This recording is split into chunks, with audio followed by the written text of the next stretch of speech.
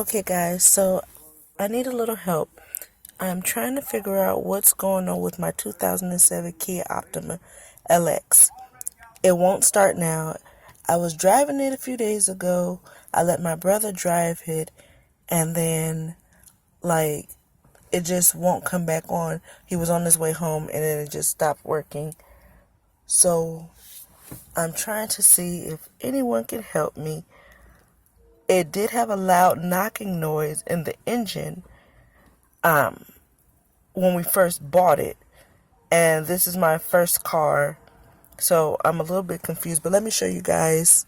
You see how the check engine light is on, my oil light, battery light, airbag, and so forth, but I don't understand why it's not turning over.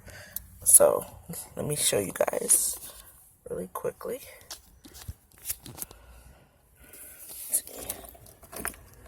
See, it won't start. I turned the car off. Let me see. Sorry guys, trying to show you. I'm left-handed, so I have to do everything with my left hand. See, that's all it does. Don't understand it. Let me show you guys my hood and show you guys the engine and things like that. I'll be right back.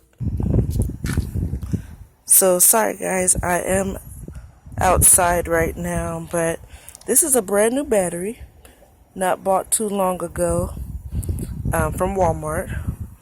But I wish you guys could have could hear the sound, because it's really horrible.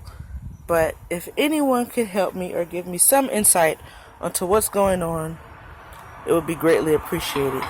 Thank you.